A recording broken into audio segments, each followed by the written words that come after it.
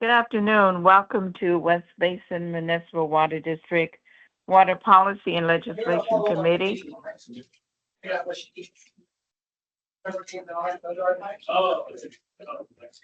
Hello. Yes. I apologize. We had some background noise. Okay. Should I start over? Or what? No, I think you've called the meeting to order. If you don't mind, we can determine a quorum. Yes, Mr. General Manager, do we have a quorum? I'll read roll call. The Director, Don Deere. Thank Here. Chairwoman Gloria Gray. Here. Director Scott Houston. Here. Director Tommy Favai. Director Desi Alvarez. Madam Chair, we have a quorum. Thank you very much. Public comment? Madam Chair, we have not received any requests for public comment prior to this meeting, though this meeting is being held both in person and virtually. If there's any member of the public that would like to speak, please indicate so by raising your virtual hand. And Madam Chair, I do not see a request for public comment. Thank you. Presentations? Staff has no presentations today. All right. Number 5, action calendar. Mr. General Manager, would you please introduce 5A? Yes, Madam Chair. Item 5A is adopt a resolution number 08261240, supporting the Association of California Water Agencies Vision for Our Water Future initiative. For this presentation, we do have Augustine Hahn, our Water Policy and Resources Development Analyst 2, and this item begins on packet page 3. Thank you, EJ.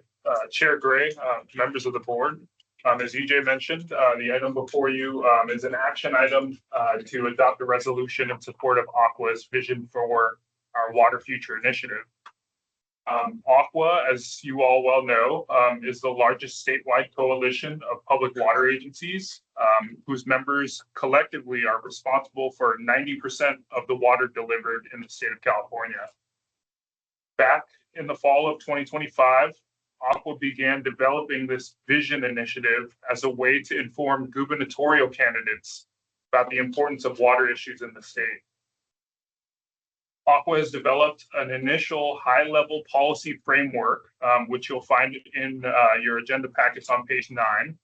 And just a quick summary, the policy framework includes 4 calls to action, which are lead on water, protect affordability, deliver critical infrastructure, and modernize water management. Aqua and its member agencies are currently developing the full Vision for Our Water Future policy platform, which they plan to use to inform the new administration when they're in place. Aqua staff have also shared that they plan to bring this full policy platform to the Aqua board in November of this year for adoption. So far, 70 plus members have signed on to this resolution of support. These include Metropolitan, Las Virgenes, the County Water Authority, Callegas, Eastern, Three Valleys, the Southern California Water Coalition, and Burbank, to name a few.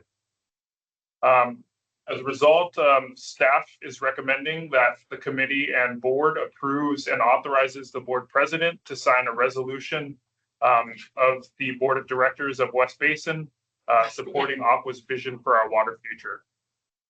That concludes the brief presentation, and I'm happy to answer any questions. Thank you very much. Are there any questions?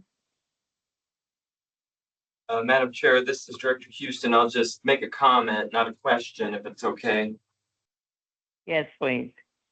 Sure. I just wanted to say, Augustine, thank you for the presentation. He mentioned the Southern California Water Coalition as a supporter, which, of course, I get to serve on their board on behalf of West Basin. And at our board meeting just the other day, we actually talked about this heavily, and we'll be talking about it in October. So I'm highly supportive, and I think West Basin should be supportive. So I lend my support to this, Madam Chair, to the committee. Okay, thank you.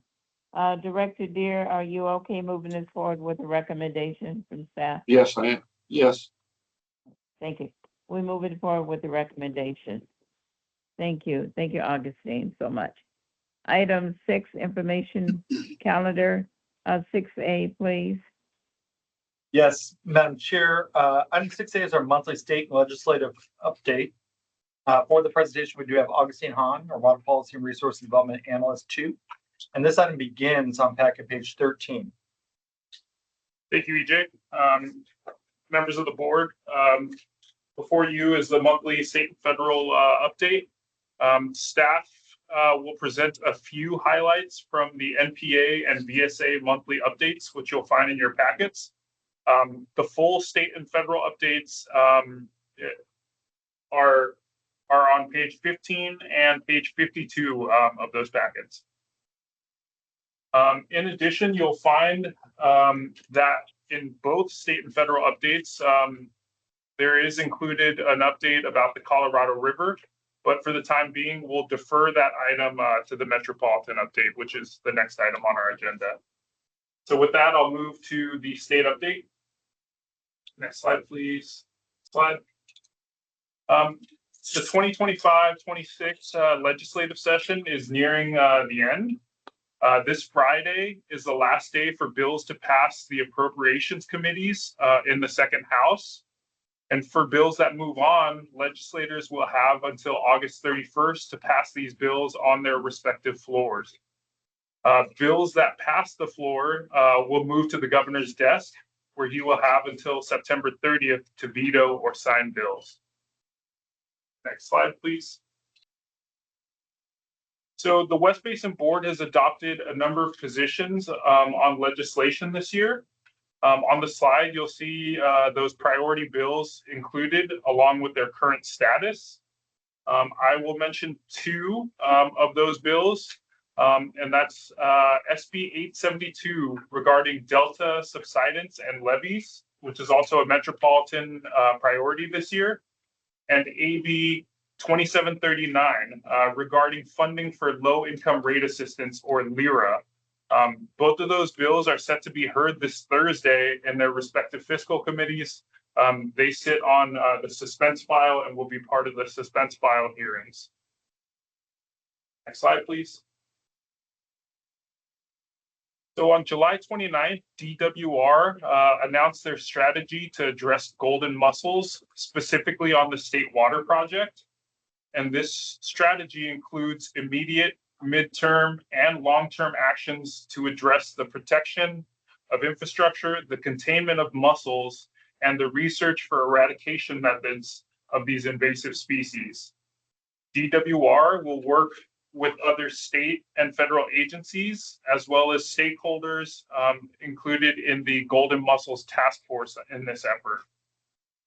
You'll recall that last month, the board took positions on 3 pieces of legislation related to golden mussels with more of a statewide scope. And we adopted a support position on one bill and a support if amended position on 2 bills. And so just wanted to provide an update on one of those bills, and that's AB 2032, a bill by Assemblymember Ransom. We've heard that there was agreement on language to expand the bill to include all invasive mussels, which is an amendment that Metropolitan was seeking. And so if engagement is needed on this bill, West Basin is now ready to advocate and support. That concludes the brief state update. I'll just pause here to see if there's any questions. Thank you, Augustine. Are there any questions, Director Dare? No. Director Houston? No, thank you. All right, thank you. Augustine, please continue. Sure. If we can move on to the next slide, please. Last month, we reported that discussions about full-year federal appropriations had stalled out.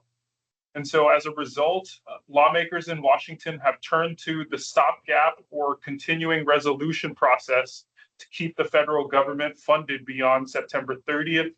And the current discussions are to fund the government through December. And so in July, the House passed a clean CR, which proposed to keep the government funded at current levels through December 4th. In the upper house, Senate appropriators released language for a CR that would fund the government through December 11th, and it passed over the weekend on Saturday. However, this CR included what's referred to as anomalies, or things that weren't included in the current budget. And some of those things include targeted defense and emergency items like wildfire mitigation, disaster relief, veterans health funding, and an extension of major highway and surface transportation programs. As a result, the House will need to take up the Senate's modified CR when they return from recess on September 1st. We'll continue to track this item and keep the board updated as that moves along. Next slide, please. So on July 29th, the Senate Energy and Natural Resources Committee held a hearing on Senator Padilla's More Water Act. You might recall that back in March, the West Basin Board took a support position on this bill, and that bill would reauthorize Title 16, the large-scale recycling program, which is slated to fund part of Pure Water SoCal, and a Biden-era USBR program. This bill would also authorize a new multi-benefit conveyance program, which is also of interest to the state of California. Slide, please. You may recall that in May of 2026, the Trump administration proposed rolling back limits on forever chemicals, or PFAS, that were set during the previous Biden administration. This rollback included a 2-year extension on 2 PFAS varieties, and so extending it from 2029 to 2031.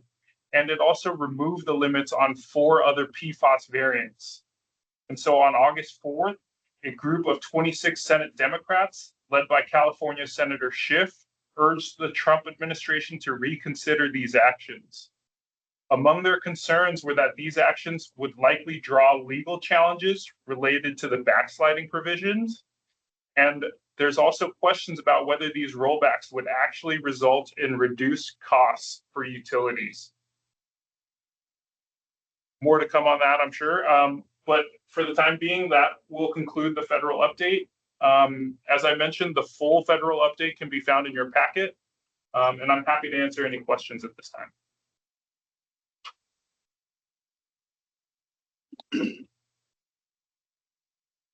No questions.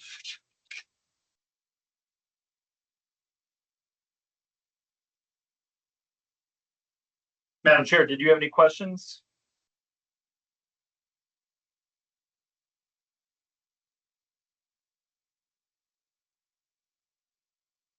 Is she on the board? Sure. Hello? I'm sorry. Yes, Madam Chair, we can hear you. Yes, I'm sorry. I had to get off briefly. We're still on 6A or B. We just completed item 6A.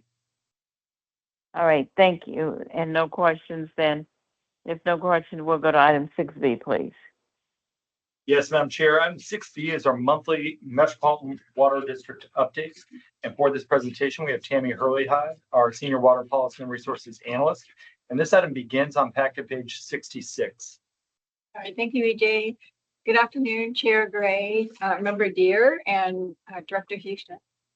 So this report summarizes a few updates on programs at Metropolitan, which include California System Conservation Agreement for the Colorado River water supplies, Reclamation Final EIR for the Colorado River operations, and Metropolitan's Web Tract Island Wetland Restoration Program. This report will conclude with an update on the water supply conditions. And in addition, there are PowerPoint slides to help guide the updates in this report. And they begin on page 78 of the packet. Thank you. First off, we'll start with the California Conservation Agreements for Colorado River supplies. Metropolitan Board last month approved extending system conservation agreements for water use with reclamation. So these agreements will enable Metropolitan to receive funding for water that is conserved.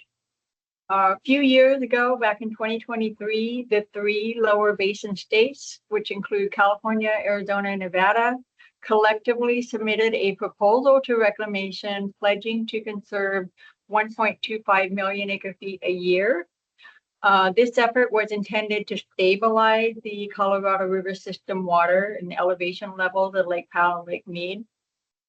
However, with the last year being one of the driest on record, Lake Mead and Lake Powell's elevation have continued to decline, and that 1.25 million acre feet is no longer sufficient. So additional conservation efforts are needed. Reclamation has offered extensions of their current federal funding programs, and that's what Metropolitan staff brings this item to the board, which they approved. So there are different categories of agreements that they approved. The first is a system conservation implementation agreement to add up to 200,000 acre feet of Colorado River system water to Lake Mead. And Metropolitan would be compensated at $325 per acre foot for this conserved water. And then second, to enter into system conservation agreements to allow reclamation to pay for conserved water under Metropolitan Transfer and Supply Program with the Kishan Tribe and the Bard Water District. And third, the Metropolitan would enter into agreements with Imperial Irrigation District and Coachella Valley Water District to forbear water conserved under the amendment to their current system conservation agreement with Reclamation.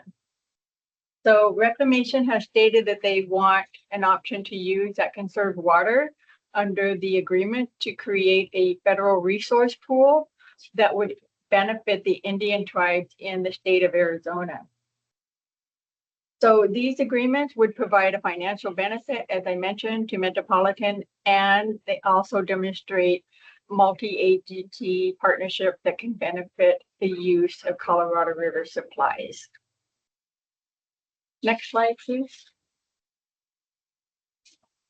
So on July 31st, Reclamation released the final impact statement for the post-2026 operational guidelines and strategies for Lake Powell and Lake Mead. Reclamation's approach is intended to provide flexibility when needed to adjust the reductions as the drought and reservoir storage conditions change. So under this framework, the lower basin would be required to reduce water use by as much as 3 million acre feet through 2036, depending on the river conditions and reservoir levels. The upper basin states, however, would have voluntary cuts under the proposal. So as we see outlined here on the slide, Reclamation's preferred alternative include these operational thresholds. With respect to releases, the Lake Powell operational releases would range between 5 and 12 million acre feet each year. Shortages, the lower basin water shortages of up to 3 million acre feet would be permitted if necessary. Conservation storage up to 8 million acre feet in Lake Powell and 3 million acre feet of conserved water in Lake Mead.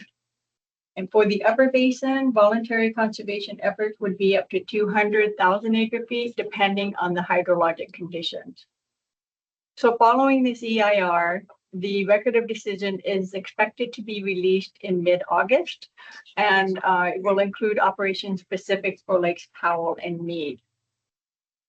So Metropolitan Water District staff will be reviewing this at their One Water and Stewardship and Adaptation Committee next week, which will be on Monday, August 17th, and we'll be hearing more about their analysis, and we'll share that with you as well.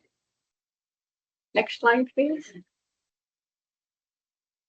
So with respect to the Webb Tract wetland restoration, the Metropolitan Board they approved advancing a wetland restoration project on Webb Tract Island, which is partially funded by a grant by the Sacramento San Joaquin Delta Conservancy. And Webb Tract is one of 5 Metropolitan-owned islands located in the Bay Delta. A few years ago, Metropolitan was awarded grant funding from the Delta Conservancy to fund the design, environmental documentation, and construction of rice fields as a wetland project on this island, approving phase 1 of the project. Earlier this year in April, the board had accepted phase 2 funding for the rice conversion project. The total cost is anticipated at approximately $28.5 million. The Delta Conservancy grant is $20.9 million. The Metropolitan Capital Investment Plan share for both projects is $7.6 million, or approximately 25% of the total amount. And this grant has a 5-year funding term, which is set to expire in February 2029. And construction of the project is anticipated to be complete by November 2028. All right, and then next slide, please.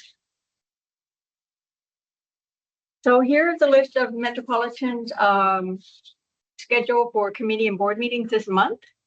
And for Tuesday, August 18th, the times have changed a little bit. We just received an update this morning.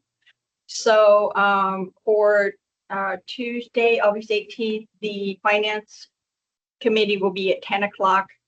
The Legal and Claim Committee will be at 12:30. And then the Board of Directors meeting will be at 2:30. All right, next slide, please. And then with respect to water supply conditions, here's a look at the imported supply conditions provided by Metropolitan.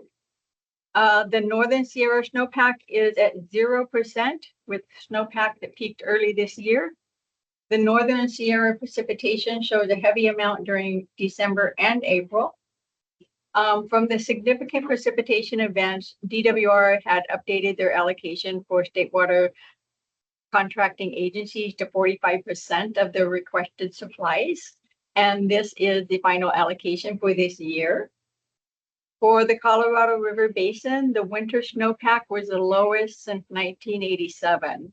And as a result of the low snowpack and warmer than normal temperatures this year, 2 reservoirs for Lake Mead and Lake Powell have been falling to critical low levels. For Lake Powell, the elevation is 3,521 feet. This is very close to the record low level from 2023. And for Lake Mead, this chart indicates the current elevation at 1,042.81 feet as of July 19th. However, the elevation has since declined and has reached a new record low elevation, which is 1,040.24 feet. Lake Mead is forecast to continue dropping in the coming months. And Metropolitan's estimated Colorado River supply is approximately 963,000 acre feet. Metropolitan supply allocation from the State Water Project is 869,000 acre feet. So these two combined bring a total of 1.83 million acre feet for this calendar year. And their current demand estimate on imported water supplies from Metropolitan is 1.56 million acre feet. So Metropolitan is projecting to manage approximately 272,000 acre feet of surplus water supplies, as well as leaving system conservation supply in Lake Mead, as I had mentioned earlier. So that concludes this report, and I'm happy to answer any questions that you may have. Thank you very much. Thank you, Tammy. Director Deere, any questions? No, thank you. Director Houston? No, thank you. Thank you. Tammy, thank you very much, you and Augustine, for your thorough reports this morning. Mr. General Manager, do we have any closed session? There are no closed session items for today. All right. Number 8 is director's comments and future agenda items. Director Deere?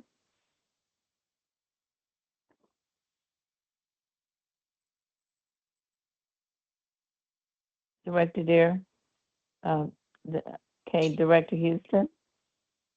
No comments. Just thank you to staff for the good reports. Thank you very much, Madam Chair. Thank you, staff. Again, I want to repeat that, and thank you, board members and general manager. If nothing else, this meeting is adjourned. So thank you very much, everyone. Thank you. Bye-bye. Bye.